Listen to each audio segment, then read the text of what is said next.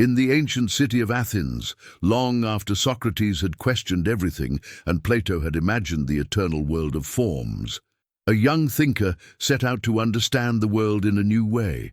His name was Aristotle, and his question was as old as philosophy itself. What does it mean to exist? For Aristotle, philosophy begins not in doubt or despair, but in wonder, that deep astonishment we feel when we realize that anything exists at all. He wrote in the opening of his Metaphysics, "All men by nature desire to know. This desire to know, to see not just that things exist, but why they exist, is the birth of metaphysics." The word metaphysics literally means after the physics. It was not a name Aristotle himself invented, but one that later editors used for the books that came after his work on nature. Yet the title fits perfectly. While physics studies what moves and changes, the stars, the elements, the living world, metaphysics seeks what does not change, the eternal principles behind all motion, all being, all existence. For Aristotle, this is the highest form of wisdom, what he called first philosophy. Now it asks the most fundamental of all questions. What is being? Why is there something rather than nothing? What makes a thing the kind of thing it is? And what is the ultimate cause of all that exists? Metaphysics, then, is not about escaping reality. It is about uncovering the deepest reality, the foundation beneath everything that is. Aristotle noticed that every science studies a particular kind of being. Biology studies living things. Geometry studies shapes. But metaphysics alone studies being itself, not this or that kind of being, but what it means to be at all. He called this inquiry the study of being qua being, the science of being as being. To do this, Aristotle explored what all existing things have in common. He discovered that everything that exists can be understood through form and matter, and through potentiality and actuality. Every being, he said, is composed of matter, what something is made of, and form, what makes it the kind of thing it is. A statue, for instance, is made of marble, matter, but shaped as a human figure, form. Without the marble, there would be nothing. Without the form, it would not be a statue. Form and matter together make being possible. But Aristotle saw something deeper still. All beings are in motion, not only physical motion, but the motion of becoming, of change. A seed becomes a tree, a student becomes wise. How does this happen? Because everything in nature has both potentiality, what it can become, and actuality, what it is now. What is in potentiality becomes actual through motion, Aristotle writes. In other words, everything moves from what it could be to what it truly is. And this movement, this striving toward fulfillment, reveals something divine at the heart of all things. To understand being, Aristotle taught that we must understand its causes, not merely what made it happen, but why it exists at all. He proposed 4 kinds of causes. Material cause, what something is made of.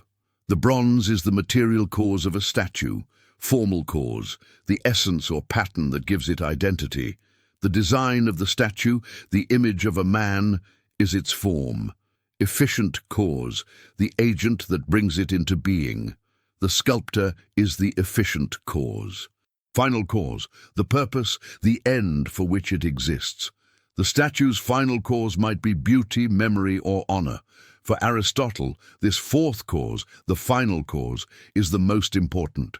Because every being, every action, every motion in the universe tends toward a goal. Nothing happens without purpose. In this way, metaphysics reveals that existence itself is teleological, from the Greek telos, meaning end or goal.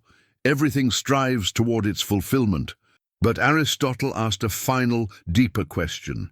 If everything that moves is moved by something else, what moves the first mover? If every being has a cause, what is the cause of all causes? There must be something that moves all things without being moved itself. a source of motion that is not part of the chain of causes, but its eternal foundation. He called this reality the Unmoved Mover, to proton kinun akinaton. There must be something which moves without being moved, eternal, immaterial, and perfect. Metaphysics, Book 12. The unmoved mover is not a mechanical force or a god who intervenes in time.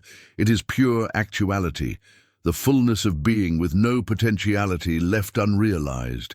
It does not act by pushing the universe, but by drawing it, as all things in their own way are attracted to perfection, to beauty, to truth. The stars move in perfect circles, not because they are compelled, but because they desire the perfection of the divine. All of nature is, in a sense, moved by love for the eternal that gives meaning to the fleeting. This divine reality is thought thinking itself, nous noesis noeseos, perfect self-contemplation, pure being, pure act, the eternal source of order and purpose in the cosmos. For Aristotle, metaphysics was not only a science, but a spiritual pursuit. To seek the causes of being is to participate in some way in the divine intellect itself. He believed that the highest life is the life of contemplation, the soul's union with truth, when it rises beyond the senses to gaze upon eternal reality. This, he says, is the truest form of happiness. Not pleasure, not wealth, not honor, but the activity of the mind in accordance with the highest virtue, wisdom. The activity of God, which surpasses all others in blessedness, must be contemplative, and the human activity that is most akin to this is the happiest. Nicomachean Ethics, Book X. To know reality as it truly is, to know being itself, is to touch the eternal. Metaphysics, then, is not an escape from the world, but a journey into its deepest heart.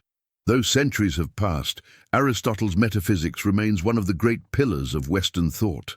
Every question about existence, every search for meaning, still echoes his inquiry into being and cause, form and finality, motion and perfection. In a world obsessed with what is temporary, Aristotle calls us to look higher, to the eternal source from which all things flow. He reminds us that wisdom is not the accumulation of facts, but the contemplation of truth. Metaphysics, he would say, is the most human of all sciences, because it asks the question every heart at some point must face. Why do we exist? What is the ultimate cause of all things? And perhaps most profoundly, can the human mind touch the divine by understanding what it means to be? For Aristotle, the answer is yes. Every act of knowing, every moment of wonder, every spark of understanding is a reflection of that eternal thought which moves the universe. We live, move, and think because being itself, the first cause, draws us toward itself, and so the journey of metaphysics is not merely intellectual, it is a path of love, the love of wisdom, the love of truth, and the love of that eternal reality in which all things find their meaning and their rest.